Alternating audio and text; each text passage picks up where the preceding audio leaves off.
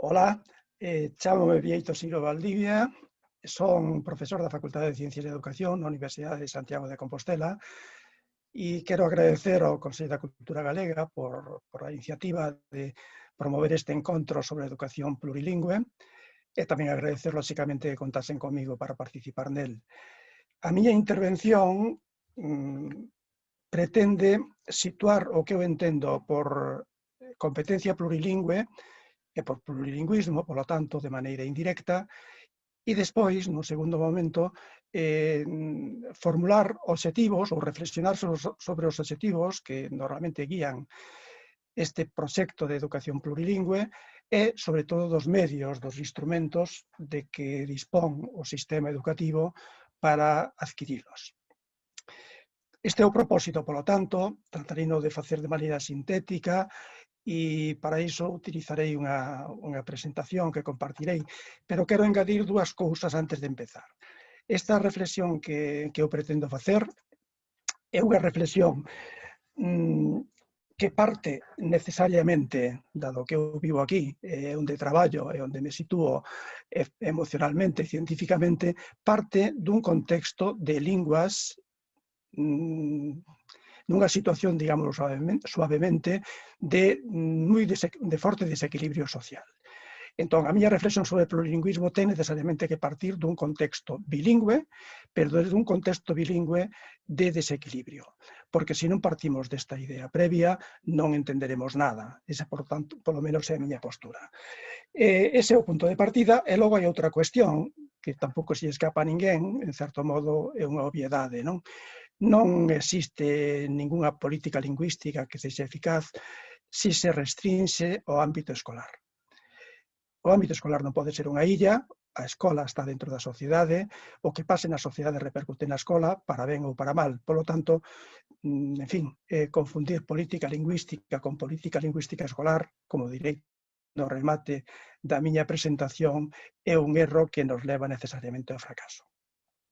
Dito isto, entón, paso a compartir a presentación.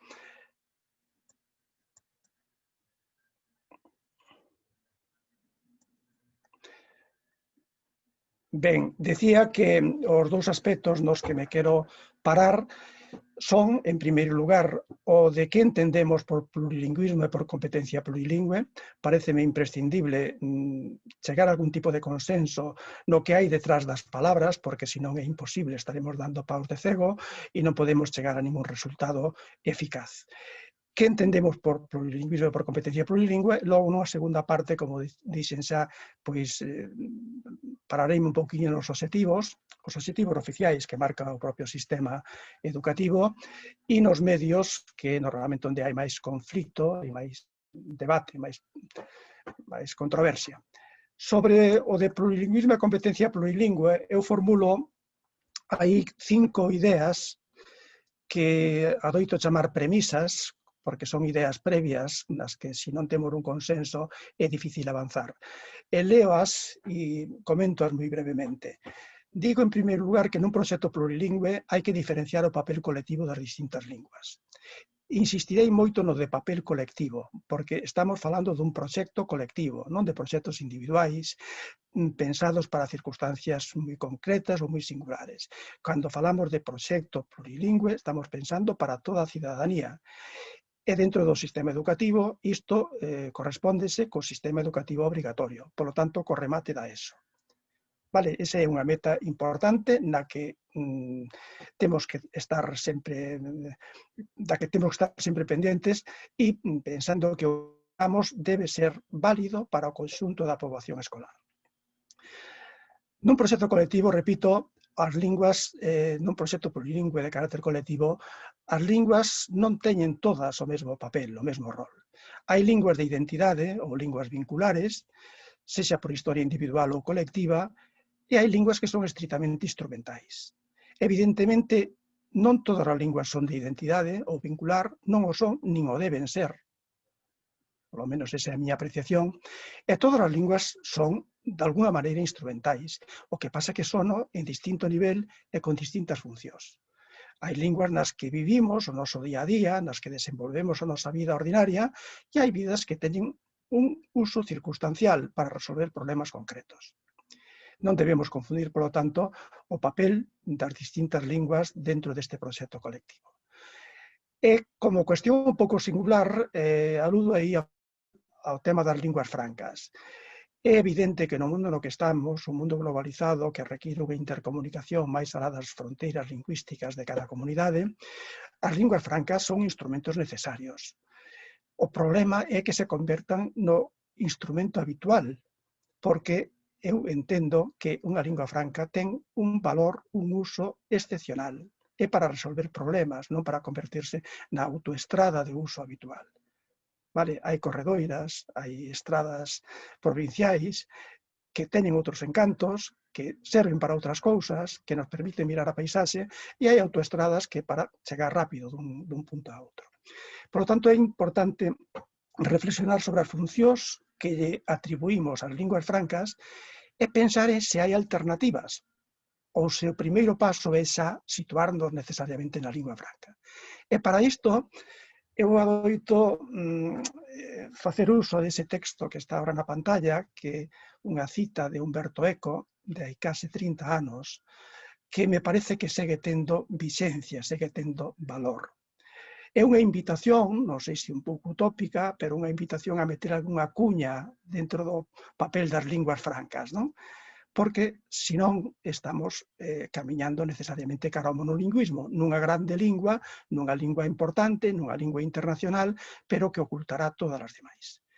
Bueno, non sei se atreverme a lelo, tampouco eu son italiano de formación, pero bueno, un pouco para cumplir con esa mensaxe que hai detrás do texto, vou intentar.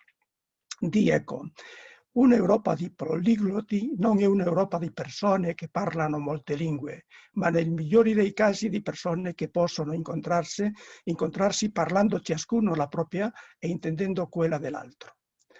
Bueno, dixen antes que seguramente hai moito de utópico detrás desta cita de Eco, pero se reflexionamos con calma, con vagar, seguramente atopamos moitas situacións nas que pasamos automáticamente a unha lingua franca sin necesidade. Pensemos no papel que cumpre moitas veces o castelán para relacionarse entre un galego e un catalán, entre un galego e un madrileño, etc. Non? Seguramente entre linguas que non hai fronteira lingüística moi marcada é posible facer isto que propón Eco. Penso que é unha reflexión interesante. Outra premisa, outra desas ideas previas nas que eu entendo que debemos entrar, e se é posible consensuar, é a que se recolle agora no número 2, competencia plurilingüe non significa competencia idéntica en todas as linguas. Bueno, isto é rachar cunha mentalidade, non sei se moi tradicional, de pensar que non somos competentes mentre non estamos no nivel C1 ou C2 que nos sinala o marco europeo común de referencia para as linguas, pero o propio marco gradúa e fragmenta as competencias, non? Establece 6 niveis desde o A1 ata o C2, e o A1 non é o mesmo nivel de competencia que o C2, obviamente, pero é competencia. Non temos que estar sempre mirando o que nos falta, senón valorando tamén o que xa temos, o que somos capaces de facer. O que nos falta está ben telo presente como estímulo para mellorar, non? Pero, en todo caso, é importante partir desta reflexión. As competencias son graduables e fragmentables, e como as linguas ten distintos roles, distintas funcións, temos que preguntarnos que nivel debemos pretender adquirir en cada unha delas.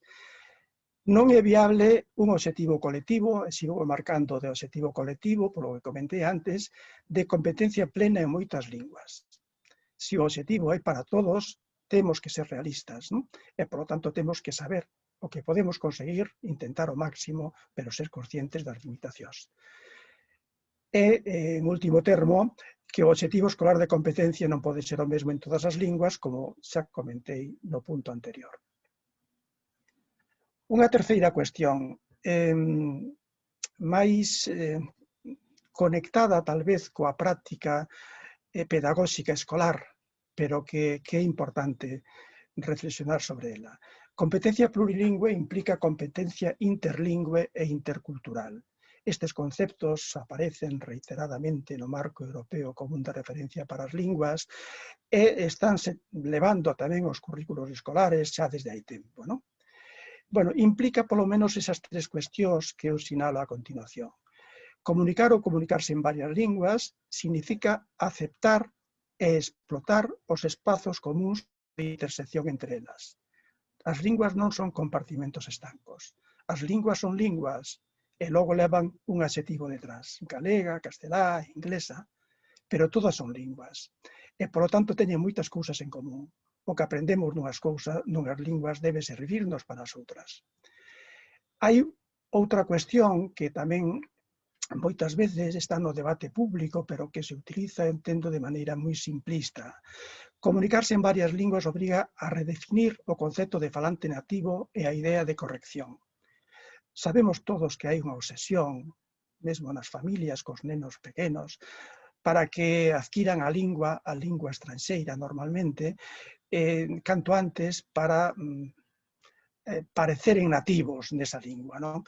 Home, eu creo que iso é desenfocar a cuestión, porque hai linguas, como dixen antes, que son nativas, que son nas que establecemos os vínculos, os afectos, nas que nos socializamos, e hai outras linguas que están para outras cousas. Por tanto, a obsesión do falante nativo eu creo que hai que empezar a poñela en cuestión. E asociado a isto, ainda que sexa unha cousa diferente, a idea de corrección. Na práctica escolar, na práctica pedagóxica, houve unha obsesión moi marcada polo principio de corrección, non? Calquera desviación en relación coa norma dunha lingua era penalizada. Bueno, está ben, evidentemente na escola hai que ensinar a norma, non?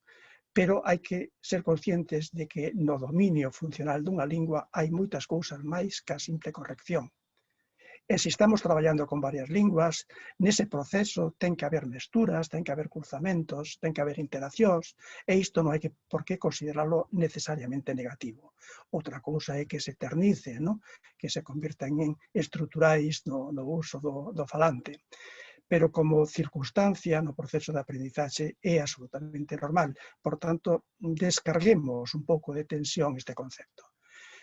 E, finalmente, digo que comunicarse en varias linguas non require só competencia plurilingüe, senón tamén plurio ou intercultural, e de novo aquí teria que remitirme ao marco europeo común de referencia para as linguas, non? Pero, bueno, non é momento e tampouco teño tempo para pararme. Unha cuarta cuestión, se vou avanzando, eran 5, decir que a competencia plurilingüe implica un saber facer, pero tamén un saber ser en relación coas linguas. É importante esta diferenciación. En canto á primeira cuestión, normalmente non hai polémica, non? Sabemos que se non somos capaces de facer cousas nunha lingua, non temos competencia funcional nesa lingua. Por iso os propios niveis do marco común de referencia empezan todas coa formulación de o A1 é capaz de facer tales cousas, no A2 é capaz de, etc. Esa capacidade, polo tanto, é o indicador de competencia funcional. Pero hai outra dimensión que é unha dimensión máis cívica, máis ética, se queremos, máis de conducta, que o saber ser, saber comportarse en relación coas linguas.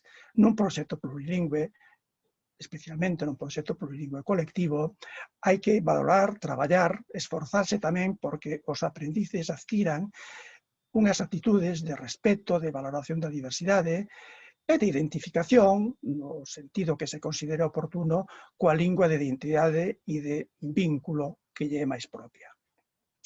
Isto significa, por tanto, superar presuizos en relación con linguas e tamén con variedades internas das linguas. Son dúas dimensións complementarias e un non é plenamente competente simplemente porque saiba facer. Esa é a miña postura. E xa para rematar este primeiro punto, este primeiro apartado, algo que ten que ver ou que se proxecta xa sobre o que sería a planificación lingüística escolar. A construción do plurilingüismo está condicionado polo estatus e polo poder das linguas. Canto maior sexa a magnitude e o poder dunha lingua, menor será o plurilingüismo dos seus falantes. Por detrás, ao mellor isto debía nos levar a desmontar un tópico moi extendido, implícito normalmente, poucas veces explícito, pero implícito sí, de que cando unha persoa sabe inglés é plurilingüe. Sabemos que os anglófonos son os menos plurilingües do planeta, bueno, simplemente porque a súa lingua lle serve, digamos, para todo, non? E, por lo tanto, non necesitan doutras. Non confundamos as cousas, por lo tanto. Canto maior sexa a magnitude, o poder, o status dunha lingua, menor é o plurilingüismo dos falantes.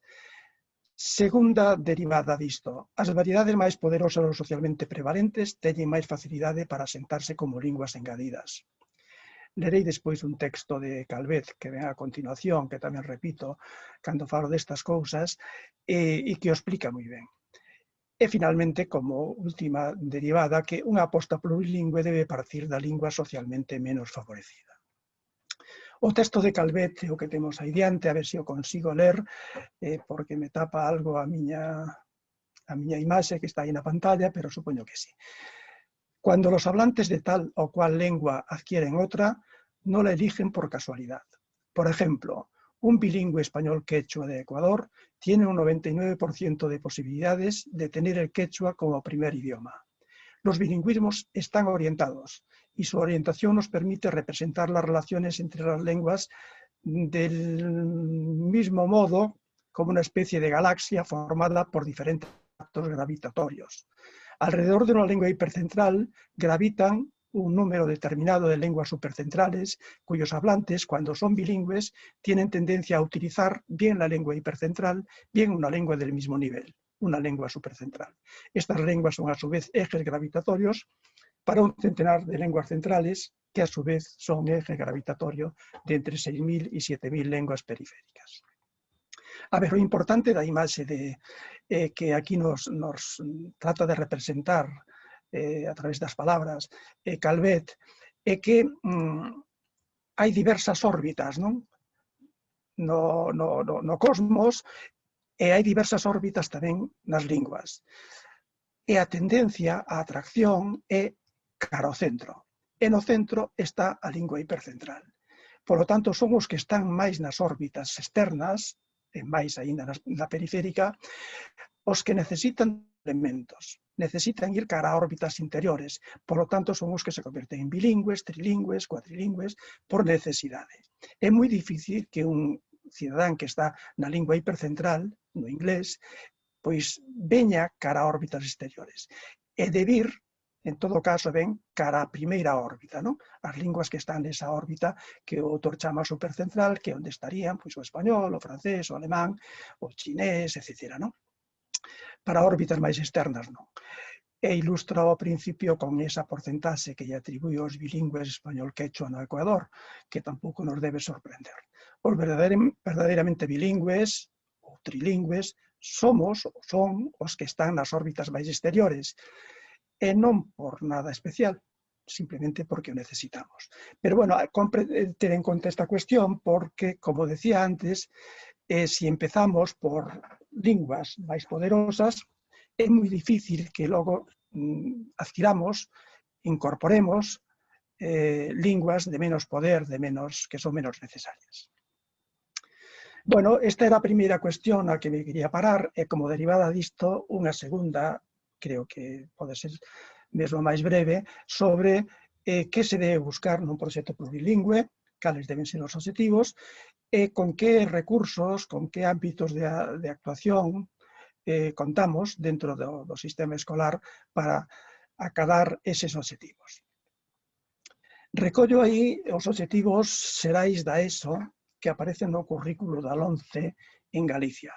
Bueno, o currículo da LOMCE, que segue estando vixente, aínda que esteamos debatendo unha nova lei de educación, tardaremos en dispor, seguramente un tempo, de currículos para nova lei. E, en todo caso, pareceme oportuno que sexa da LOMCE, porque seguramente non é unha lei especialmente proclive a favorecer as linguas minoradas das comunidades como Galicia, como Cataluña, País Vasco, Valencia, etc. Entón, o que di aí a LOMCE eu suscribo, remarco en negriña o que me parece máis relevante, suscribo porque ademais recolle os dous obxectivos, as dúas liñas de competencia que citaba antes, non? A funcional e a existencial, a de conduta.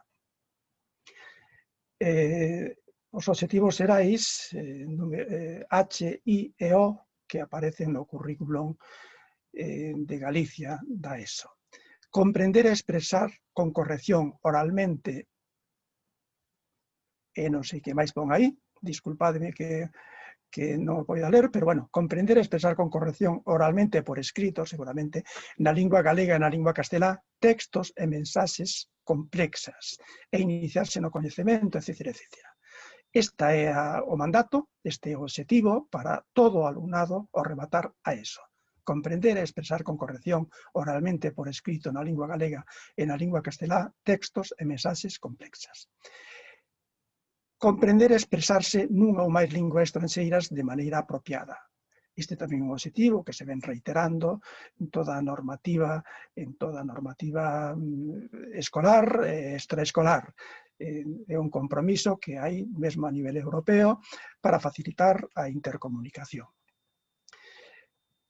Coñecer e valorar a importancia do uso da lingua galega como elemento fundamental para o mantemento da identidade de Galicia e como medio de relación interpersoal e expresión de riqueza cultural. Este sería o obxectivo relacionado con esa dimensión de comportamento, de conduta, esa dimensión máis existencial ou ética.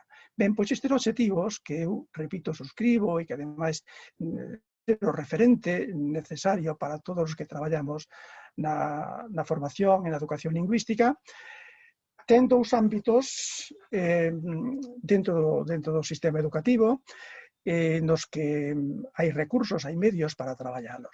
Un é o das clases de lingua, o instrumento, polo tanto, pedagóxico. E aí hai un consenso, sinalo, teórico, que na práctica seguramente non se corresponde de maneira, polo menos, plena ou satisfactoria con esas indicacións que aparecen aí, pero no nivel teórico dos estudos, dos investigadores, da xente que traballa con estas cousas, e nos mesmos currículos vixentes. Se revisamos as introducións dos currículos das materias lingüísticas de primaria, da ESO, etc., veremos que se reiteran estas ideas. Consenso, digo, no papel que deben ter os saberes declarativos e os saberes funcionais. Os saberes declarativos aluden a saber cousas sobre a lingua. Os saberes funcionais refírense a saber facer cousas coas linguas. Bueno, o consenso teórico claramente é favorable á dimensión que deben adquirir os saberes funcionais. O importante é iso. Os saberes declarativos poden ser útiles, poden ser convenientes, pero en todo caso non son a base do sistema, non deben ser a base do sistema de aprendizaxe, porque non é o central. Tamén hai consenso teórico, insisto, nos enfoques de aprendizaxe, en metodoloxías comunicativas, traballo por proxectos, é dicir, en utilizar a lingua para tarefas reais ou tarefas que podemos atopar na vida ordinaria. E hai consenso nunha terceira dimensión, isto tal vez un pouco máis recente, pero que tamén se aparece recollido nos currículos, consenso na colaboración interlingüística. Ten que ver co que dicía nun apartado anterior sobre ese carácter de interacción que ten que haber entre as linguas, non consideradas compartimentos estancos, bloqueados, pechados sobre sí mesmos. Esa colaboración interlingüística pode ser moi interesante para rendibilizar tempo e esforzos, para aproveitar sinerxías, pero quero subliñar que pode ser moi interesante, especialmente para a lingua minorada, para avanzar unha visión aberta e liberada de prexuizos sobre a realidade lingüística. Se traballamos nun proxecto interlingüístico entre galego, castelán, inglés, e lle atribuímos a cada unha desas linguas usos, experiencias que teñan un fundamento adecuado, a lingua máis favorecida, polo menos no nivel da consideración, do respeto e da valoración, vai ser a lingua con menos estado, que ten menos recursos, a que está socialmente menos valorada. Por iso é importante tamén, aparte de que nos axude a mellorar a competencia funcional en todas elas. Ben, decía, repito, aí na parte final, que na dimensión teórica hai un consenso bastante claro sobre estas cuestións. Evidentemente, o que está pasando na práctica é outra cousa, e por iso hai que traballar na formación docente e tamén en dinámicas internas na vida escolar dentro dos centros. E outro instrumento de que se pode valer o sistema educativo para avanzar nesa competencia plurilingüe e nese plurilingüe respetuoso, inclusivo, é a planificación lingüística, non? As decisións sobre que facer coas linguas máis alá das clases de lingua. E aquí eu sinalo, non sei se con moita claridade, pero pretendo facelo de maneira escueta, o que para mí son os focos do debate ou os aspectos sobre os que hai controversia, conflito e, polo tanto, sobre os que necesitaríamos avanzar en consensos. Unha cuestión previa, unha cuestión primeira, polo menos, que se confunden moitas veces obxectivos e instrumentos. Estámoslo a ver nestas últimas semanas no debate dos medios de comunicación sobre a cuestión da lingua vehicular na nova lei de educación, non? O uso vehicular dunha lingua, ese uso instrumental para transmitir coñecementos, saberes de materias diversas, é un instrumento, non é un fin. Un instrumento potente, seguramente o instrumento máis potente que ten o sistema educativo, pero non podemos convertir un instrumento nun fin. O fin, o obxectivo, está marcado, e vímolo antes, non? Adquirir esa competencia funcional, esa competencia existencial. Despois hai dúas cuestións que están no debate público tamén permanentemente, normalmente con mensaxes moi simplistas, cargadas de, non sei se de descoñecemento ou de mala intención, probablemente das dúas cousas. Unha é sobre o canto, non? Un aspecto cuantitativo. Canto se debe utilizar cada lingua? Bueno, que eu considero a falacia do uso equilibrado das linguas. Se as linguas están en distintas situacións, se a situación de partida de desequilibrio, creo que non fai falta dar argumentos nin datos para constatar iso en realidades como das que eu parto, non podemos tratar igual as distintas linguas porque iso significaría perpetuar a desigualdade, non avanzar cara a un equilibrio final que é o que marcan os obxectivos. Ligado a isto a cuestión do momento. Tampouco é o mismo utilizar unha lingua en infantil que utilizala despois no bacharelato ou nos últimos cursos da ESO, porque, como se indiquei antes, hai linguas que se engaden con máis facilidade, son as linguas dominantes, non? Por tanto, hai que reflexionar sobre o momento, e especialmente sobre esta obsesión que se empeza a percibir en todo o debate sobre a educación plurilingüe, referido xa ás linguas estranxeiras, non? De canto antes mellor. Bueno, si canto antes mellor, seguramente esta máxima está moito máis justificada canto antes mellor para as linguas minoradas, para as linguas con menos estatus. Si poñemos por diante as linguas máis poderosas, as linguas dominantes, dificilmente aparecerán de maneira visible e se adquirirá competencia e valoración satisfactoria nas linguas minoradas dos territorios. O debate sobre a inmersión, digo aí o debate imposible sobre a inmersión. A ver, eu concordo co que foi ali o pensamento dominante na pedagogía das linguas, e é que aprender na lingua propia pode facilitar as aprendizaxes. Pero hai fórmulas alternativas que se fan ben, se fan co control necesario, se fan atendendo a requisitos, poden funcionar de outra maneira, non? E isto é o que se pretende coa inmersión, e que foi demostrado, foi comprobado en moitos contextos, non? Empezando polo Quebec, hai xa moitas décadas, non?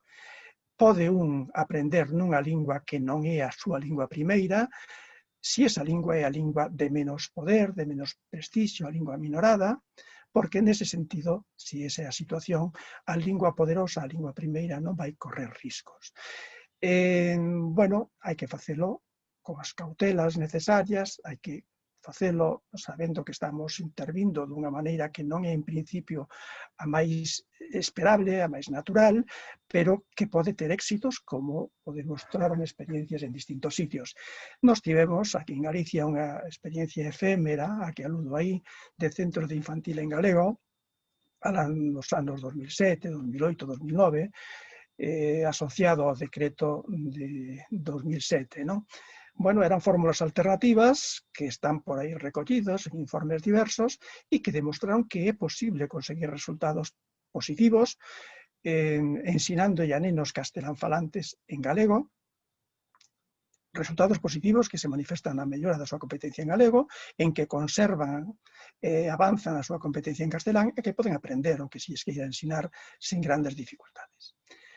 E xa para ir rematando, nestes focos, nestas cuestións que para min son obxecto de debate, deben selo, está a cuestión de quen decide.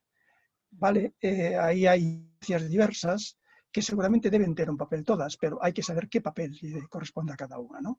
O papel da administración, que se recolle pois, nas normas legais, que debe establecer principios de actuación, o papel dos centros, hai que ver ata que punto se debe deixar marxe de actuación aos centros para que poidan atender a circunstancias específicas, e o papel das familias, este último especialmente polémico, como sabemos, porque se utiliza de maneira, eu creo que nesgada e interesada e manipuladora mesmo, sobre todo na educación infantil, non? Non se trata de prescindir das familias, eu creo que está moi ben tratar de incorporar as familias a proxectos educativos, aos proxectos educativos dos centros, pero non se debe confundir unha cousa ca outra. Non se pode deixar nas mans das familias tomar decisións sobre en que lingua se eduque aos seus fillos, porque non hai obxectivos colectivos que se poidan conseguir a través da simple e libre elección. Se hai obxectivos colectivos, que son os que marca a legislación, temos que conseguilos con consensos que non poden depender simplemente da libre elección individual. Ben, estas eran as dúas cuestións, os dous ámbitos nos que eu creo que se pode intervir para conseguir os obxectivos que se pretenden. Remato xa dicindo que, claro, como é obvio, os resultados, se queremos avaliar o funcionamento, as bondades ou as limitacións dos modelos, os resultados son o test de referencia, non? Resultados nesas dúas dimensións que reiterei e que xa non vou ler de novo, non? E eses resultados, pois, témolos en traballos nas distintas comunidades lingüísticas. Seguramente falta moita investigación sobre competencia funcional, por lo menos en Galicia, non? Pendentes de ter información sobre o que está pasando, pois coa educación plurilingüe en Galicia levamos 10 anos xa co decreto e non hai un informe global representativo de que está pasando cos resultados en Galicia e resultados tamén na dimensión existencial. E sobre isto sí que temos moita información tamén en Galicia, non? Todos os informes aluden a unha perda progresiva, constante de uso, unha caída, por tanto, no protagonismo que ten a lingua galega no seu uso social e, polo tanto, este indicador debe nos levar a pensar que as cousas non están funcionando adecuadamente. Pero, en todo caso, isto queda para o coloquio, para o debate, que haberá despois das intervencións particulares e non me quero meter máis nela. Remato para recoller dúas ideas que foron saindo, pero que me parece oportuno que queden aquí como broche final, non? A lingua é unha cuestión social, non só escolar, non se pode confundir política lingüística con política lingüística escolar. En segundo lugar, se o que se busca é un plurilingüismo inclusivo, a lingua sobre a que ten que gravitar o modelo ha de ser a de menor prevalencia social. Calquera outra alternativa levará á ocultación da lingua minorada, é dicir, a un plurilingüismo excluinte que só favorece a expansión das linguas dominantes.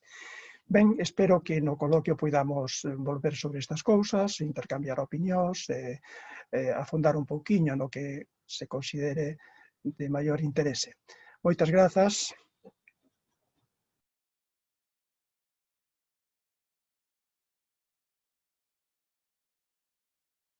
Buenos días. Déjenme que empiece mi intervención agradeciendo al comité organizador la invitación para participar en esta jornada. De manera especial a Enrique Monteagudo, a quien quiero agradecer la acogida y la atención que me ha dispensado desde la noche de los tiempos, siempre que he requerido su ayuda para entender la situación sociolingüística del gallego. Es cierto que sobre todo me he ocupado del conflicto normativo, pero también de la posición del gallego en este diasistema luso o gallego luso brasileño. La realidad sociolingüística gallega me apasiona y solo lamento que mi participación en la jornada deba ser virtual y en diferido. Porque siempre es un placer estar físicamente con vosotros. Confío que sea pronto. Bueno, ahora voy a hablaros de la lengua catalana, ¿no? Y esto me remite automáticamente a la comunidad lingüística. La comunidad lingüística o quizá mejor la comunidad de habla, ¿no? Luego lo veremos. O quizá también la comunidad sociolingüística, ¿eh? La catalanofonía, como a mí me gusta denominarla, atendiendo sobre todo al componente comunicativo y no tanto al identitario, ¿no? que sin duda es un foco de más conflictividad. Estamos hablando de una realidad, o quizá para muchos de una utopía o una quimera, eso sí, de una gran complejidad sociolingüística. De entrada, en este constructo territorial, la lengua catalana no tiene una presencia completa en todos sus habitantes, y esto ya nos da una pista sobre la existencia de uno o varios procesos de minorización. Y por otra parte, esta catalanofonía no la podemos imaginar sin la concurrencia de otras lenguas. El multilingüismo, la interculturalidad han venido para quedarse. El grupo de estudio de lenguas amenazadas, el GELA, que dirige Carme Junyent en la Universidad de Barcelona, nos sitúa un mosaico lingüístico de alrededor de 300 lenguas en Cataluña. Bien, en cualquier caso, sabemos que tenemos una lengua cuya unidad es conjunturalmente cuestionada, que es la espina dorsal de un territorio muy alargado que acoge unos 14 millones de personas. Ahora bien, esta comunidad lingüística, esto para mí es importante, acoge un conjunto de comunidades de habla, subcomunidades, que se caracterizan por una comunicación de alta densidad entre sus miembros, con una presencia de la lengua patrimonial, el catalán, matizada en cada comunidad de habla por muchas variables. Y también se caracteriza estas comunidades de habla por una comunicación escasa entre las diferentes partes de este todo idiomático. Cada territorio, en definitiva, constituye un ecosistema comunicativo específico con unos condicionantes de estatus, demográficos y de poder, que determinan su vitalidad etnolingüística y exigen, por supuesto, un abordaje sectorializado. Son los futuros del catalán, que rezaba el título de un libro de 2008, coordinado por Emily Boix, donde yo también participé, ocupándome de mi área administrativa de nacimiento, el País Valencià, o si lo preferís, la Comunitat Valenciana. Bé, yo diría que la complejidad de esta catalanofonía se define de entrada al tratarse de una lengua interestatal. Es una lengua patrimonial en cuatro estados, con paraguas jurídicos diferenciados y situaciones de anormalidad lingüística, o, si queréis, grados de minorización muy variados. En una intervención de 20 minutos sería temerario que optase por presentaros la gestión del multilingüismo en el ámbito de la educación de los 7 territorios. Me ocuparé de los territorios del Estado español de manera muy sucinta. De manera especial atenderé a una sugerencia de Enrique y miraré de explicaros un poco lo que se cuece en el País Valencià. Descarto pues hablar del catalán en el sistema educativo francés e italiano, el francés a la Cataluña del Norte, el italiano a la ciudad sarda de l'Alguer, territorios, sí, se ha dicho de paso, inmersos en sendos procesos de sustitución lingüística avanzados. Eso sí, una mención especial sí que la quiero tener para Andorra, territorio donde los sociolingüistas coincidimos en la valoración de un impulso importante. Como mínimo, estas 2 últimas décadas, un sitio, un estado, donde el estatus jurídico de la lengua, lo recuerdo por si se quiere tener en cuenta, es de oficialidad única.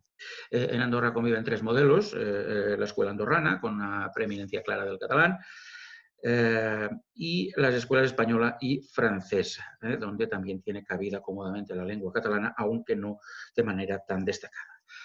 A partir de una situación de equilibrio en la primera década del siglo XX, alrededor de 1/3 del alumnado en cada modelo educativo, en cada tipo de escuela, poco a poco, a medida que ha ido avanzando la segunda década del siglo XXI, los porcentajes se han ido desequilibrando de manera que actualmente la escuela andorrana ya prácticamente acoge más del 40% del alumnado. Y esto está, sobre todo, ha ido en detrimento de la escuela española porque la francesa se mantiene más o menos tal como históricamente estaba. Por otra parte, las políticas educativas de las lenguas menorizadas, déjame hacer este paréntesis, han sido el gran caballo de batalla de las políticas lingüísticas. No en vano, a pesar del matiz de Fishman, cuando nos decía aquello de que con la escuela no había suficiente, muy a menudo las intervenciones institucionales depositan buena parte de las esperanzas de rehabilitación lingüística en el sistema educativo. Ahora bien, en sociedades pretendidamente democráticas, los modelos educativos han de responder a los designios de las mayorías y pasa a menudo que en las comunidades lingüísticas, o quizá mejor volvamos al concepto de comunidades de habla, los hablantes de las lenguas minorizadas no conforman las mayorías suficientes para activar modelos potencialmente reordenadores del ecosistema comunicativo.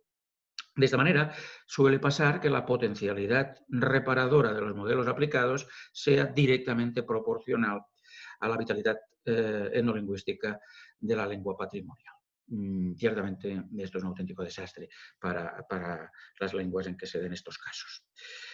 La cosa se complica cuando las políticas lingüísticas y las educativas en particular han de ceñirse a un corsé legal que le recuerda permanentemente el carácter subordinado de las lenguas en cuestión, ¿no? Un corsé que se ha ido estrechando con el paso del tiempo, con la emergencia de discursos ideológicos, desde mi punto de vista, claramente supremacistas. En este sentido, no puedo dejar de hacer referencia a algunas de las conclusiones de unas jornadas que se celebraron en septiembre de 2019 en Barcelona, organizadas por la Escuela de Administración, la Escola d'Administració Pública de Catalunya, con el título 40 anys de legislació lingüística, balanç i reptes de futur. Se hicieron muchas cosas y muy interesantes. Por ejemplo, una síntesis rápida del profesor Antoni Milián, catedrático de Derecho Administrativo de la Universitat Autónoma de Barcelona, comentaba que estábamos viviendo una degradación de la oficialidad de las lenguas que se traduce en la falta de garantías y de seguridad jurídica y lingüística para estas mismas lenguas, ¿no? Sobre todo a partir de la sentencia de 2010 del Tribunal Constitucional, esa es la sentencia sobre los preceptos impugnados del Estatuto de Autonomía de 2006, ¿no? A partir de estas sentencias se ve la voluntad de poner límites a la protección jurídica de estas lenguas. En esta jornada del derecho lingüístico en la enseñanza se ocupó el profesor Íñigo Urrutia de la Universidad del País Vasco. Desgraciadamente no tenemos su intervención escrita. Estas jornadas se publicaron como monográfico en la revista Llengua i Dret. Pero bueno, queda clara una consideración que hizo. Dividió el periodo de los últimos 40 años en 3 etapas. Una etapa preliminar, preconstitucional, la etapa de desarrollo y consolidación y la etapa actual que catalogó de la manera actual. Una etapa de crisis y de construcción, caracterizada por la debilitación de los consensos, la sensación de inestabilidad y regresión, la tendencia a la homogeneización y la erupción de la idea de defensa de la lengua castellana y del activismo judicial. Una novedad, esta última, ciertamente como chocante, pero creo que es una evolución que nos ofrece un nuevo marco que no podemos perder de vista, un marco jurídico y ideológico. Alba Nogueira participó desde el ámbito jurídico gallego. Bueno, entro un poco en lo que pasa en Cataluña muy rápidamente porque voy a ir al País Valenciano. A ver, en Cataluña pasan cosas, ciertamente, últimamente, en un contexto ideológico muy polarizado desde 2010 especialmente, a partir de la sentencia del Tribunal Constitucional, que ha desatado un activismo jurídico que está condicionando los fundamentos legales de la política lingüística. Yo me ocupé precisamente en un artículo de una crónica glotopolítica, de una involución, ¿no?, en el ámbito educativo. Y paralelamente, en este mismo contexto, se ha puesto encima de la mesa una inquietud desde sectores importantes de la sociedad catalana sobre el estado de salud de la lengua. Se ha detectado claramente, los analistas así lo hemos planteado, se ha detectado claramente una crisis en el ámbito de los usos interpersonales muy importante, que no podemos obviar y que hay que empezar a intentar subvertir, ¿no? Claro, esto automáticamente ha puesto en cuestión la mítica inmersión lingüística, ¿no? Inmersión lingüística que a partir de la década de los 90 pasó a ser el modelo de conjunción lingüística, un modelo único para todo el alumnado catalán. Este cuestionamiento se ha dado también desde los sectores más comprometidos con la lengua. Pero lo que se cuestiona no es la bondad de los planteamientos de la inmersión, que se consideran intactos, ¿no? Sino la presencia del castellano en las aulas catalanas, una presencia que está muy por encima de lo que realmente pensábamos.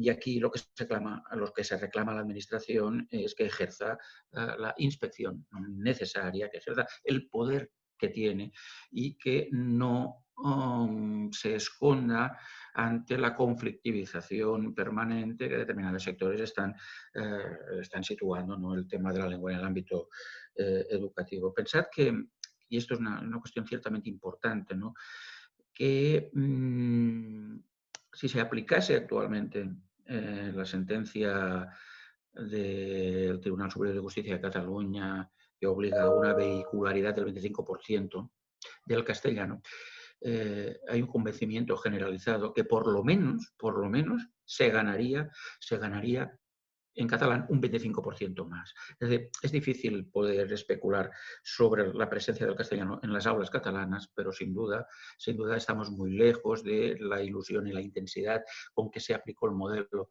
en los inicios y el relajamiento y y el no cumplimiento de la ley en muchísimos casos, sobre todo en zonas de predominio lingüístico del alumnado con lengua inicial castellana importante, ¿no? También estamos con la sensación de haber vivido una ficción, ya os digo, una ficción que para colmos atacada de manera inmisericordia por las ideologías contrarias a cualquier medida proteccionista para la lengua catalana y para cualquier lengua minorizada. Pasan cosas también en el ámbito técnico de la política lingüística educativa. En 2018 se presentó un documento titulado El model lingüístic al sistema educatiu de Catalunya, l'aprenentatge i l'ús de les llengües en un context educatiu multilingüe. Este documento que creó una un revuelo importantísimo, ¿no? La Administración ha puesto encima de la mesa, yo diría que con todo el rigor técnico posible, una voluntad de cambio de la gestión del multilingüismo en Cataluña, que se adapte dentro del marco legal, que sería el de la ley educativa catalana, dentro del marco legal, pero que dé cuenta de una nueva realidad sociolingüística, una realidad sociolingüística donde bueno, la lengua ahora convive con un mosaico lingüístico, lo hemos dicho antes, extraordinario, multilingüismo y interculturalidad. Por lo tanto, se ha planteado, intentando mantener la centralidad de la lengua catalana al sistema educativo, quieren explorar fórmulas metodológicas para el aprendizaje de lenguas, fórmulas bueno, que puedan satisfacer estos cambios demográficos, culturales y técnicos. No hay que olvidar que la presión por la enseñanza del inglés también ha jugado un papel importantísimo. El marco europeo común de referencia, la competencia multilingüe, en fin, yo diría que la reflexión que se ha hecho es técnicamente muy, muy rigurosa, pero las consecuencias que puede tener la aplicación de una ley donde los consells escolars tengan la potestad de definir el peso de esta lengua catalana como centro educativo ha generado mucha inquietud. Bueno, no puedo continuar por aquí porque tengo que hablaros, de instancia sobre todo de Enrique, del País Valenciano, ¿no? Dejaré las Islas Baleares también, que es una situación donde los liderazgos políticos lo que hacen cada 4 años, hasta las últimas elecciones pasó así desde 1999, es construir y deconstruir el modelo educativo, colocando lo que está vigente actualmente, que es un decreto de mínimos, por tanto garantizando el 50% de vehicularidad del catalán en las aulas de las Islas Baleares, pero, ya te digo, cada 4 años lo que ha habido ha sido volver a modelos pretendidamente multilingües que secundarizaban, en definitiva, la importancia, la centralidad de la lengua patrimonial. Bueno, ¿qué pasa en el País Valenciano?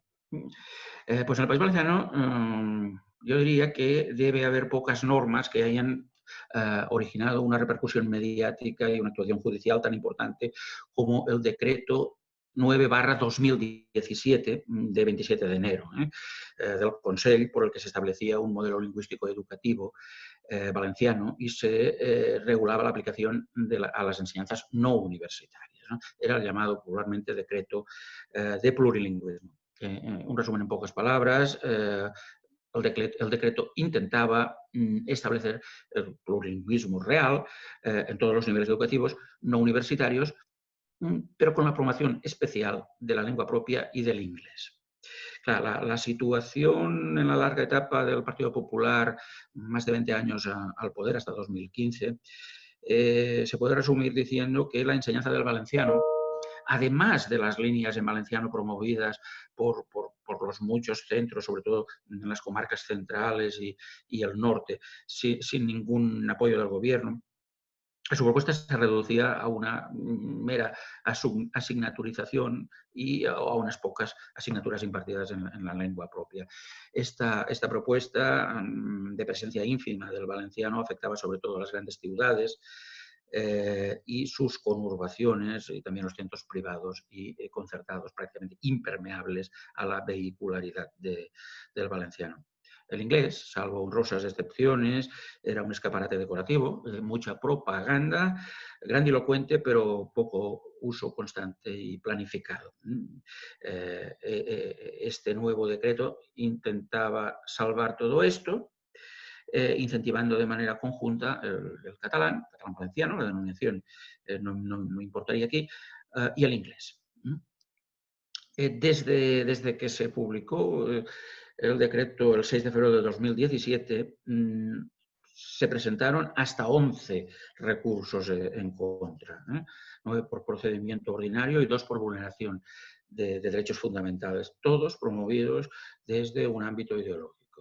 No me extiendo, pero desde la Diputación de Alicante, gobernada por el Partido Popular, diputados del Partido Popular, del Partido de Extrema Derecha Vox, sindicatos afines, etc. Contràriament, en el bando contrario, además de la Generalitat Valenciana, el Sindicat de Treballadors de l'Ensenyament, la Intersindical Valenciana, el más mayoritario, también se personaron junto a la Generalitat en todos los procedimientos, así como otras entidades como Escola Valenciana o MES Algemesí, que son actores también importantes en esta historia desde la sociedad civil. De todo ello, el Tribunal Superior de Justicia Valenciano dictó 2 sentencias, las correspondientes a los procedimientos por derechos fundamentales, y también emitió 2 autos sobre medidas cautelares. Una de las sentencias avaló la legalidad constitucional de todo el decreto, la otra anuló únicamente la disposición adicional quinta, que es la que regulaba la certificación de lenguas. La certificación de lenguas para valenciano y para el inglés según el nivel cursado en cada una de estas etapas educativas. Era la novedad estrella, en definitiva, esta incentivación. Tanto la Generalitat como el sindicato, l'ESTE y Escola Valenciana, interpusieron recursos de casación contra las 2 sentencias ante el Tribunal Supremo.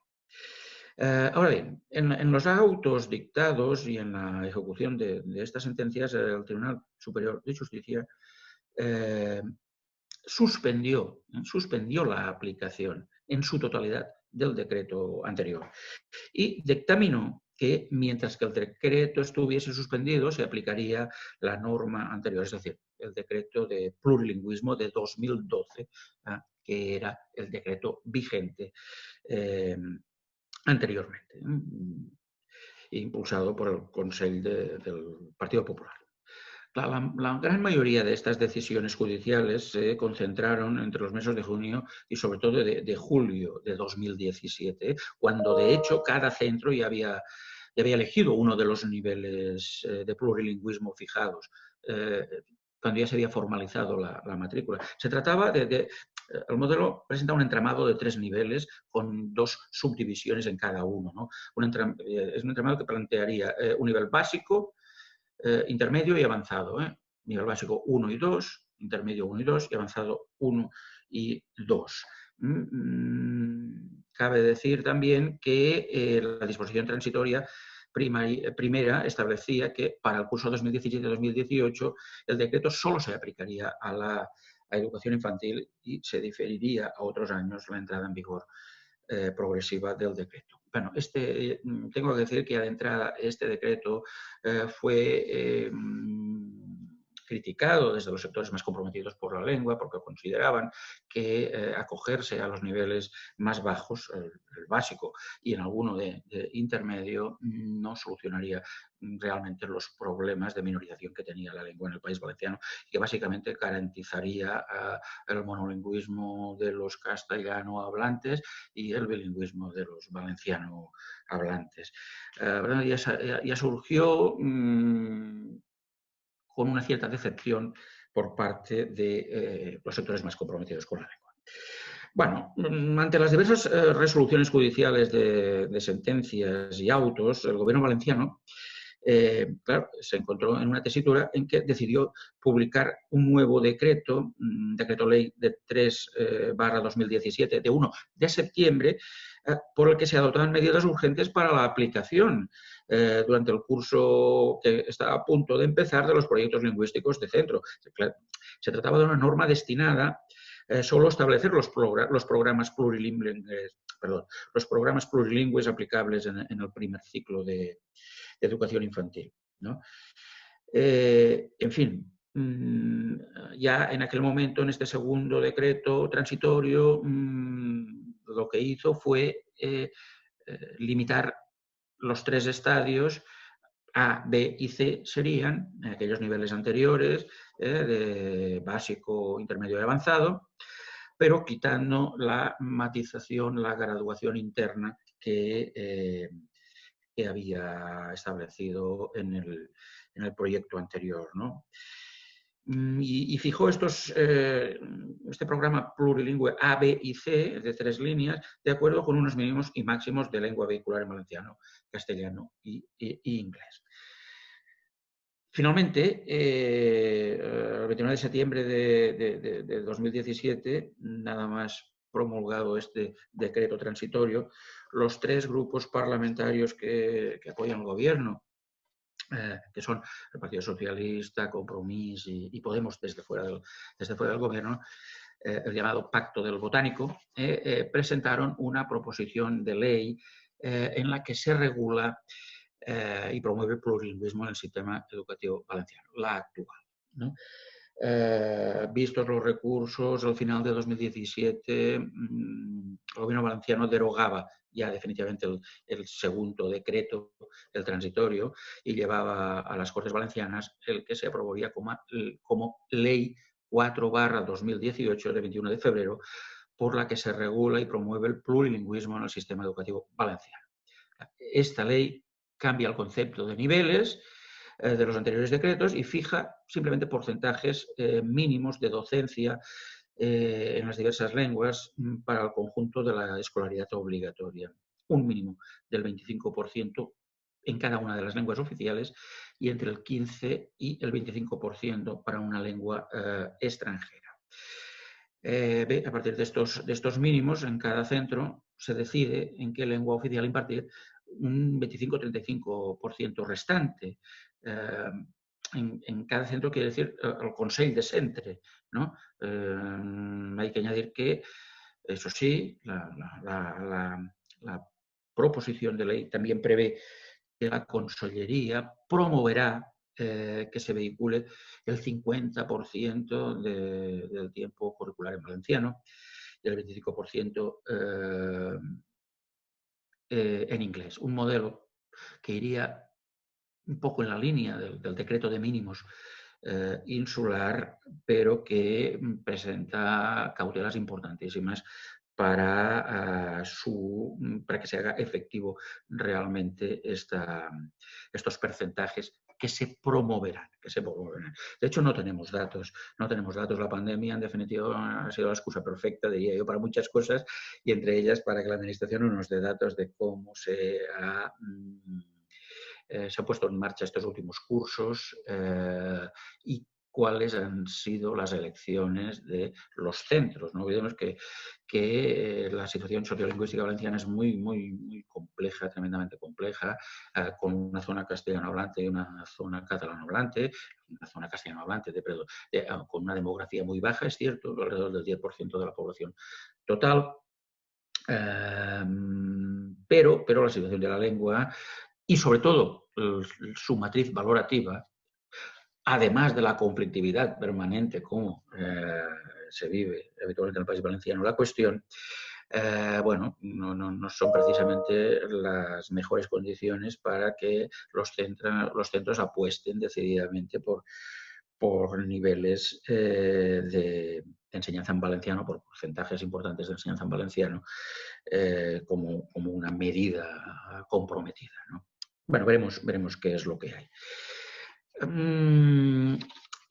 Hay que decir que, a pesar que el decreto de septiembre estaba derogado por el gobierno, el Tribunal Superior de Justicia aún dictó 6 sentencias en que declaraba no ajustado a derecho toda la parte correspondiente del decreto referida a la elaboración del proyecto lingüístico del centro, porque consideraban que discriminaba el castellano. Bueno, hasta aquí el estado de la cuestión, es de hechos y datos, aunque de datos nos faltarían más sobre la aplicación. Pero vayamos a la raíz y veamos ahora las implicaciones jurídicas que todo esto conlleva. A estas alturas, el Tribunal Superior de Justicia solo había declarado nula la disposición adicional quinta del decreto de 2017, por entender, cito, que existe una evidente diferencia de trato entre el valenciano y el castellano, que tiene una clara incidencia en la certificación de lengua al alumnado, concretamente los niveles de competencia lingüística en valenciano e inglés. Como he dicho antes, era el anzuelo, era la propuesta, la incentivación para que los centros eligiesen modelos que permitiesen a los alumnos ya acreditar en salida, fuera de las escuelas de idiomas o de la Junta Cualificadora de Valenciano, un determinado nivel de valenciano y de inglés. Bueno, y por eso el Tribunal Superior de Justicia afirma que vulnera estos derechos, que pueden pedir amparo constitucional ante una serie de artículos, lo que sea contrario a la educación, que se certifiquen los conocimientos de valenciano e inglés en función del nivel de plurilingüismo elegido por el centro, porque esto perjudica el castellano. Desde mi punto de vista, siguiendo al jurista Alfons Esteve, vinculado a Escola Valenciana o Acció Cultural del País Valencià, entidades cívicas, yo creo que es una decisión fuera de toda realidad y más política que jurídica, porque tanto desde el punto de vista sociolingüístico es más que evidente la situación de lengua minorizada del valenciano. Bueno, no sé si es más que evidente, es la realidad como mínimo. Como también desde el ámbito jurídico, ¿no? El Tribunal Superior de Justicia ignora la Llei d'Ús i Ensenyament del Valencià, del 1983, la Ley de Normalización Lingüística Valenciana, o la jurisprudencia del propio Tribunal Constitucional en sentencias míticas como la 337 de 1994, donde se afirma que resulta perfectamente legítimo, cito, que el catalán, en atención al objetivo de la normalización lingüística en Cataluña, sea el centro de gravedad de este modelo de bilingüismo. Aunque evidentemente con el límite de que esto no determine la exclusión del castellano como lengua docente de forma que quede garantizado el conocimiento y uso en el territorio de la comunidad autónoma. Bueno, aún así, y sin compartir en absoluto el criterio del Tribunal Superior de Justicia, determinados especialistas interpretaban que el aval judicial del decreto había sido total, porque recordemos, solo anuló la disposición correspondiente a la emisión de certificados que no forma parte de la columna vertebral del decreto. Se trata, cierto, de la anulación de un incentivo, pero no de la base jurídica sobre la que se construye y articula el decreto. Por este motivo, ha resultado sorprendente la apuesta del Gobierno valenciano por otra vía, ¿no? Por una nueva vía que ciertamente cierra los recursos de todo tipo de entidades, ¿no? Como las que han recurrido contra el decreto de septiembre de 2017. Pero que recordemos que no cierra la cuestión. La nueva ley puede ser impugnada, por ejemplo, por el Gobierno, por el Defensor del Pueblo o por 50 diputados o senadores. Pero, y esto también para mí es importante, quizá tan sorprendente como lo que acabo de decir, la apuesta por esta vía, quizás sea también que los partidos políticos que han estado amenazando judicialmente este paso adelante de las instituciones valencianas no hayan hecho un nuevo casus belli de la nueva ley. Ya se pueden imaginar la causa. Con la presión ejercida han conseguido laminar una parte considerable de la potencialidad del proyecto inicial, el de 2017, que también para los sectores más comprometidos con la lengua ya partía, ¿no?, con un cierto lastre. No lo olvidemos. Bueno, esto es lo que hay en el País Valenciano. Es la situación en la enseñanza con el mejor de los gobiernos posibles. Con el mejor de los gobiernos posibles.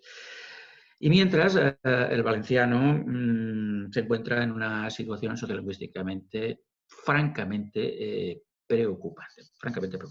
Llegado a este punto me doy cuenta que más que dedicarme a hacer una intervención sobre la disección didáctica de los modelos educativos en esta catalanofonía, lo que he hecho es un análisis glotopolítico de una cuestión especialmente trascendente y que se da en un momento en que nos planteamos ciertamente la viabilidad comunicativa no solo del catalán, sino de cualquier lengua minorizada en el Estado español.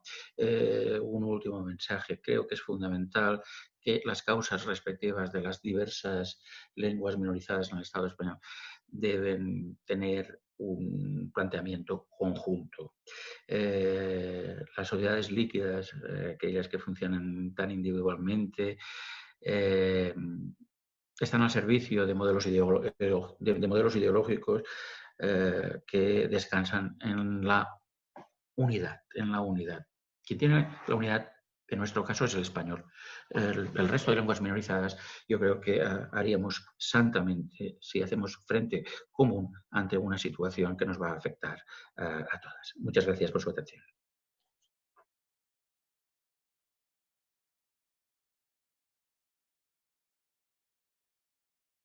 Hola a todas, hola a todos.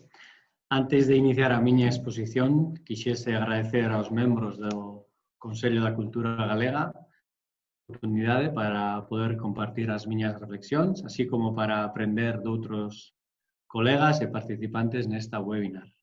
É verdade que a pandemia nos priva do contacto próximo a que estamos afeitos no mundo académico, pero ao mesmo tempo estou convencido de que hai que buscar alternativas, como é o caso deste encontro. Cúmprese 10 años do Decreto do Plurilingüismo, que, entre outros aspectos, dale un rol prominente ao castelán na socialización da educación infantil en detrimento do galego. Como veremos, no noso caso, no caso vasco, no caso de la Comunidade Autónoma Vasca, a educación infantil é un ámbito clave onde o uso generalizado do éuscaro como lingua vehicular permite establecer unas bases importantes da aprendizaxe do éuscaro como segunda lingua.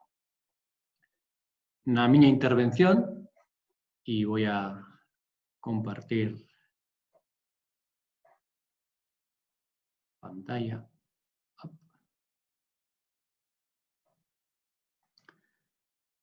Na miña intervención la he titulado Educación plurilingüe y revitalización de las lenguas minorizadas, el caso del euskera en la Comunidad Autónoma Vasca. Trataré de identificar algunas das claves que nos axuden a entender o caso da educación plurilingüe da Comunidade Autónoma Vasca.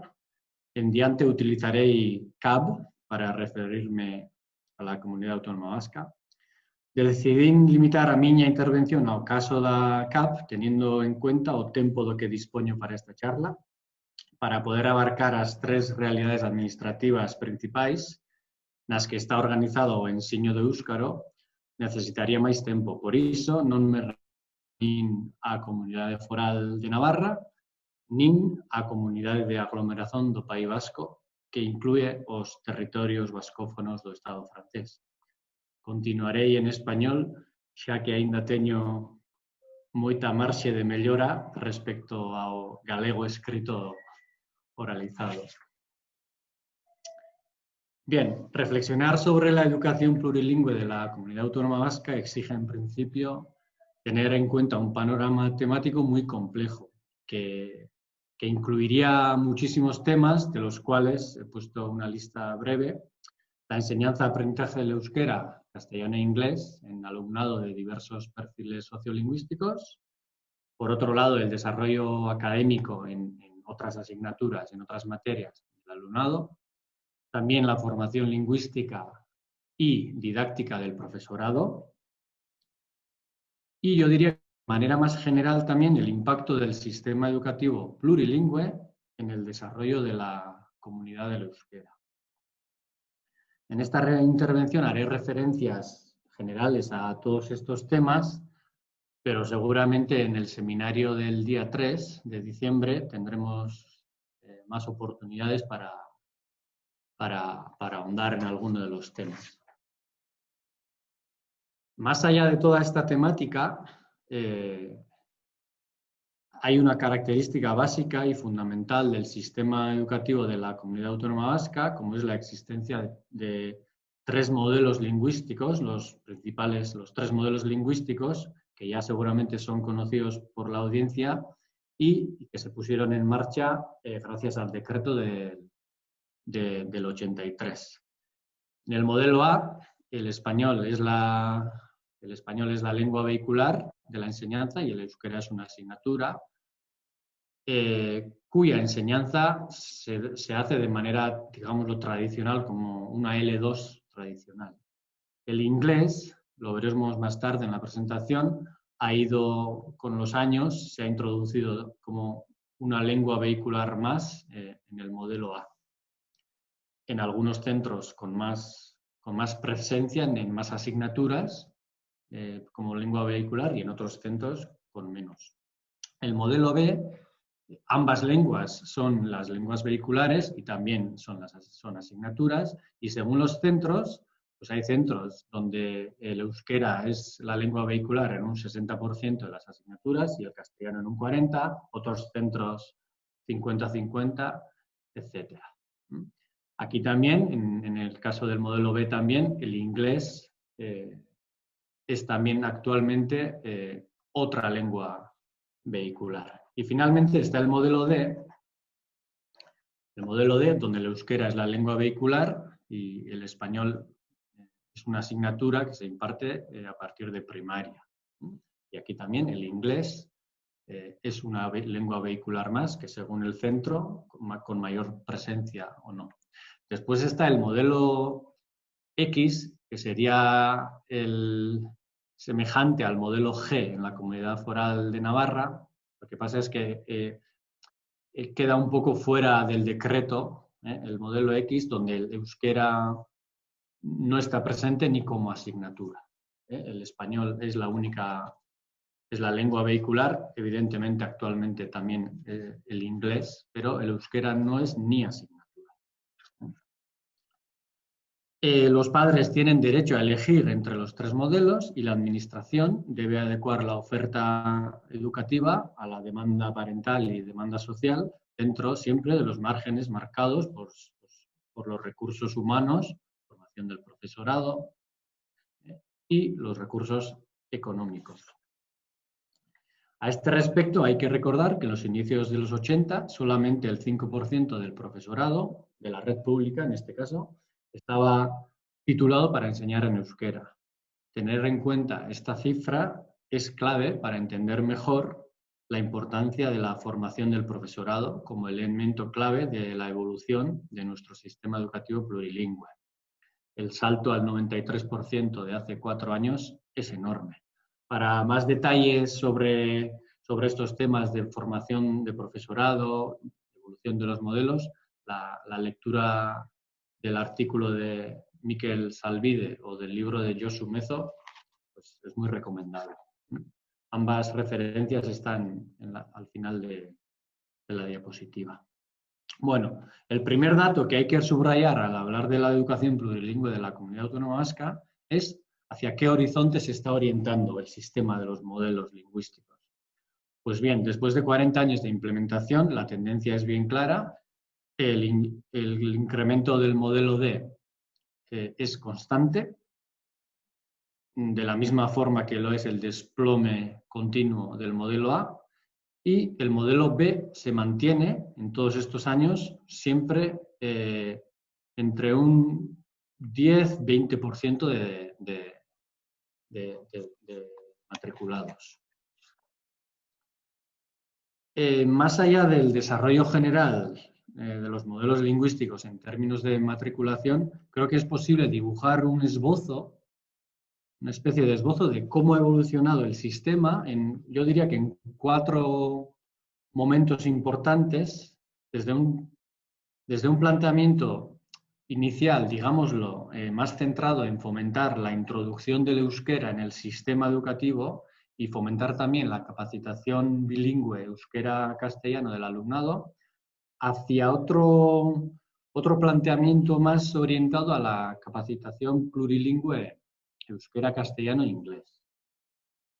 El primer momento, o la primera fase, ¿no? Hay que situarla en la década de los 80 y en base o en torno a las leyes sobre la normalización del uso del euskera del 82, y sobre el decreto de los modelos lingüísticos del 83. Es ahí donde se oficializa, por decirlo de alguna manera, el uso del euskera en las escuelas. Digo oficializarse, ya que evidentemente, y la audiencia lo sabrá, ya que la red de ikastolas ya se había establecido, ¿no?, con mayor o menor grado de alegalidad a lo largo del país, ¿no?, a partir de la década de los 60. La introducción del euskera en la escuela en los años 80 se pensó originalmente teniendo en cuenta la lengua inicial familiar del alumnado y también el contexto sociolingüístico. Es decir, el modelo D estaba pensado inicialmente para alumnado cuya socialización familiar y del entorno social era en euskera, el modelo A para alumnado de lengua primera castellana que vivía en contextos sociolingüísticos predominantemente castellano hablantes, y el modelo D era el que se consideraba en aquella época el más bilingüe, en el sentido en que iba a constituirse o iba a formarse con alumnado de diferentes perfiles sociolingüísticos mixtos. Sin embargo, gracias a las dinámicas sociales a favor de fomentar la presencia social del euskera, el empeño, también gracias al empeño y la formación del profesorado, y también, evidentemente, gracias al acompañamiento de la administración de esta demanda social, poco a poco se empezó a explotar las potencialidades que ofrecía el sistema de los modelos. Es decir, se evolucionó de un sistema educativo donde mínimamente el euskera sería una asignatura con el castellano como lengua vehicular hacia otra situación donde el euskera sería utilizado masivamente como lengua vehicular. La dificultad de esta evolución es palpable si repasamos los datos de matriculación, y vuelvo al gráfico anterior. Al final de los 80, en torno al 60% del alumnado estaba matriculado en el modelo A y solamente alrededor del 20% en el modelo D, al final de los años 80.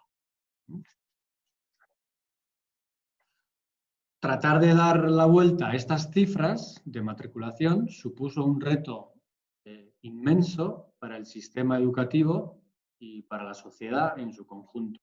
Tal y como sostiene Miquel Salvide, esta evolución trajo consigo la valorización social de la enseñanza bilingüe.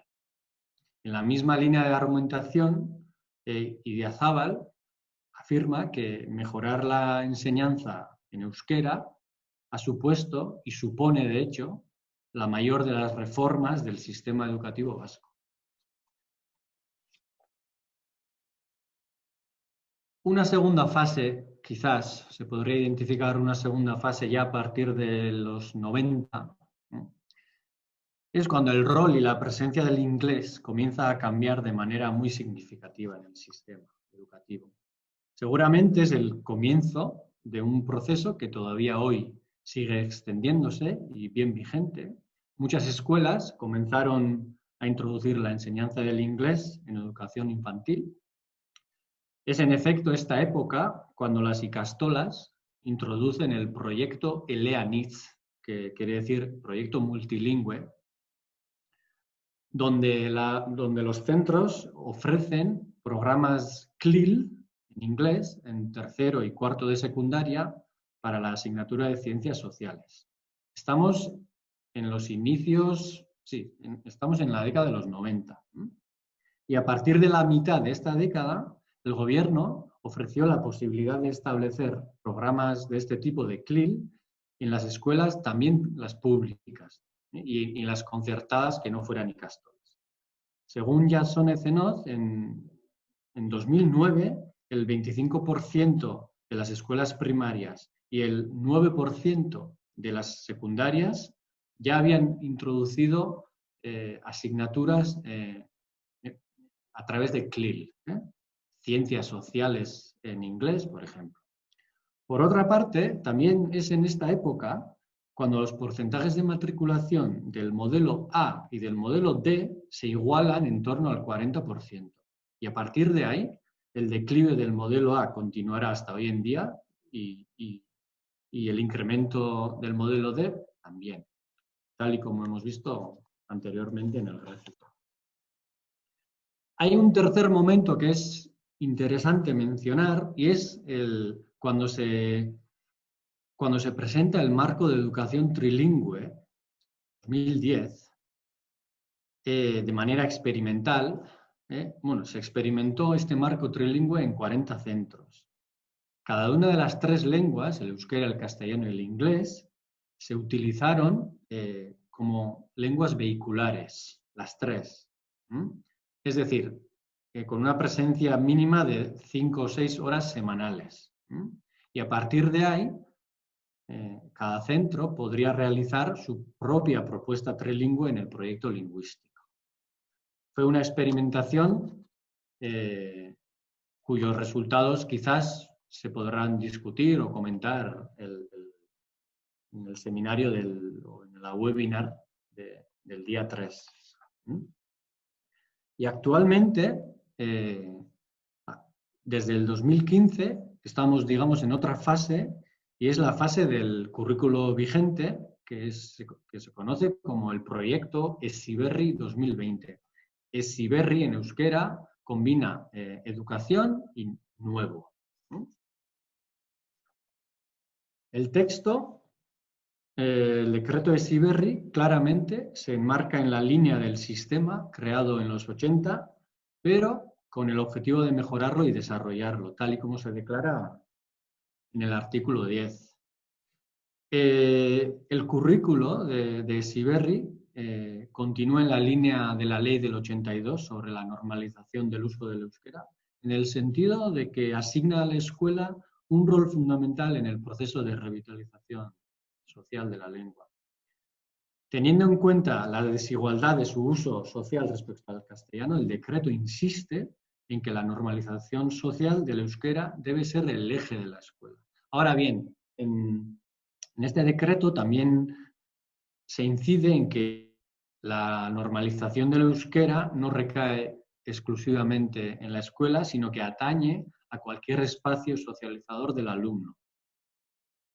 Y bueno, evidentemente se mantiene en este marco, el último, se mantiene el derecho de los padres a elegir el modelo, es decir, a elegir la lengua vehicular, ¿no?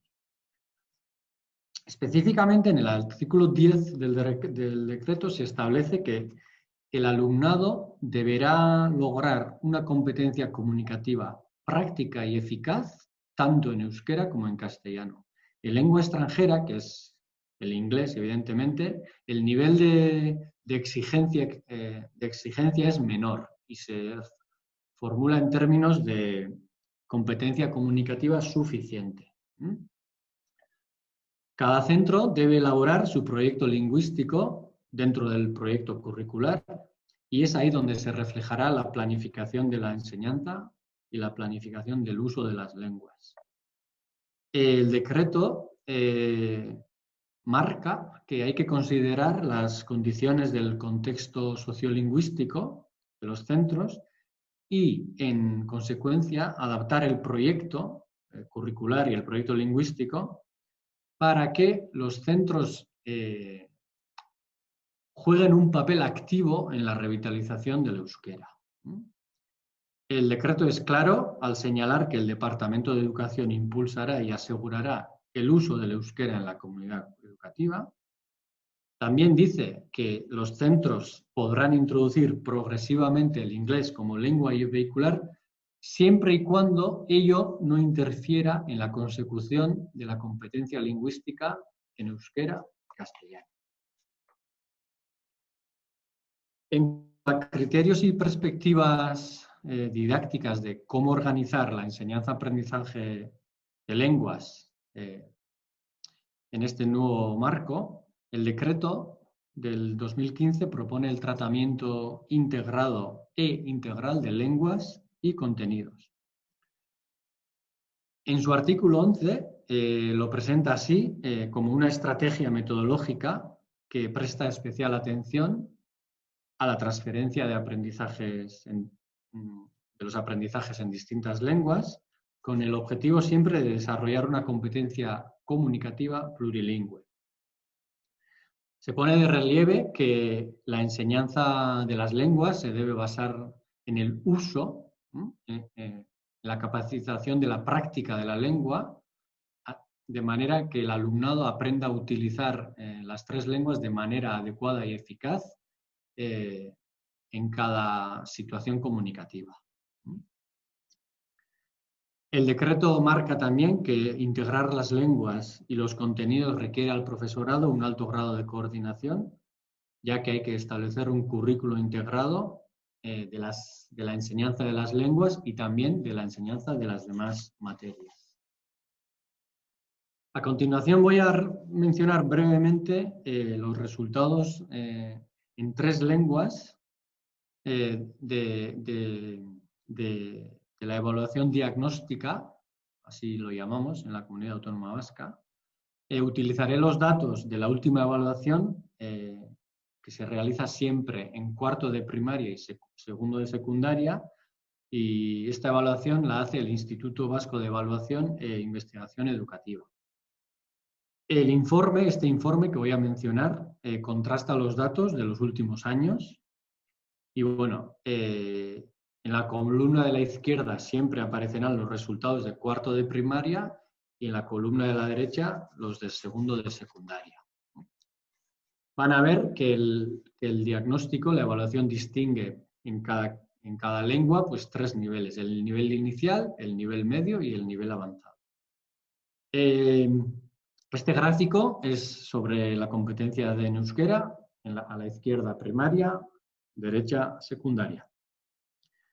Se puede observar que el porcentaje de alumnado que no supera el nivel inicial se mantiene desde el 2009 en torno al 35% en 4º de primaria y en torno al 40% en secundaria, en 2º de secundaria. Además, en secundaria el porcentaje del nivel inicial es mayor que en primaria. Y el porcentaje de alumnado en nivel avanzado se ha ido reduciendo de manera constante desde el 2009-2010. 2010 en secundaria y desde el 2011 en primaria.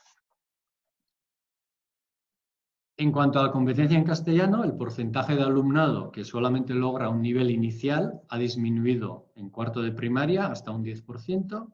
Se mantiene estable en torno a un 13% en secundaria. Finalmente, los resultados del inglés. Hay que recordar que el nivel exigido al inglés es menor que en euskera y castellano. Los resultados de 4º de primaria muestran una tendencia de disminuir los niveles inicial y avanzado y crece el porcentaje de alumnado del nivel medio. Sin embargo, en 2º de secundaria se tiende a mantener un crecimiento, se ve que hay un crecimiento en el nivel avanzado y una disminución, un decrecimiento en el nivel inicial. Voy a proponer algunas reflexiones finales con la idea de que puedan suscitar algún debate o algún elemento a discutir para el día 3 de diciembre. Entonces, el mandato jurídico de los inicios de los años 80 sigue intacto. Esto está claro. Cualquier política lingüística educativa debe sostenerse en que la escuela ofrezca al alumnado un espacio de aprendizaje y socialización en euskera. Sigue pues vigente esta idea de Miquel Salvide, que en mi opinión sintetiza bien el rol de la escuela en la normalización de la lengua. Sin escuela que euskaldunice, euskaldunice en euskera quiere decir enseñar euskera, sin escuela que euskaldunice de forma extensa, es decir, a lo largo del territorio, e intensa, es decir, en todas las competencias lingüísticas, si no hay eso, no hay ya futuro para el euskera. De la misma manera que la introducción del euskera y del inglés como lenguas vehiculares en los 80 y 90, respectivamente, supusieron una mejora destacable del sistema educativo en su conjunto, la apuesta por el tratamiento integrado e integral de lenguas y contenidos debe mover al sistema a otra fase. En lo que respecta específicamente al euskera, dos de las grandes protagonistas, para decirlo así, de esta nueva fase, creo que deberían ser la mejora en la enseñanza y en el aprendizaje de la lengua oral y la mejora en la promoción de actitudes proactivas hacia el uso social de la lengua minorizada. Los resultados de las evaluaciones diagnósticas señalan que la tendencia del rendimiento del alumnado en euskera es negativa en los últimos 10 años. Claro, evidentemente, cuanto más minorizada socialmente sea la lengua o esté la lengua, se requiere mayor presencia horaria en la escuela. Sin embargo, creo que deben ponerse en el primer plano del debate criterios más didácticos, superando o poniendo al lado de otros criterios más cuantitativos, como el del número de horas de cada lengua. En ese sentido, pienso que una mejoría del rendimiento plurilingüe del alumnado, y sobre todo en euskera, puede venir de la mano de un tratamiento integrado de lenguas y de contenidos que tenga como objetivo básico la capacitación plurilingüe en la producción de textos orales y escritos, en la línea de trabajos de didáctica de lenguas que aparece en la diapositiva. En general, yo creo que una didáctica de lenguas centrada en la producción textual y la comprensión de textos orales y escritos debe ser el foco de la planificación didáctica de la educación plurilingüe, y esto se debe sustentar en más investigación, más experimentación y más formación. Creo que un gran reto de la sociedad vasca en general y de la comunidad educativa en particular es mantener el apoyo social del modelo D. Desde las instituciones y otras instancias influyentes en las políticas lingüísticas se debe de fomentar una conciencia sociolingüística para que las políticas lingüísticas familiares y las políticas lingüísticas en las actividades extraescolares ayuden a fortalecer la socialización en la lengua minorizada, siempre dentro de un marco plurilingüe. Muchas gracias. Esto ha sido todo.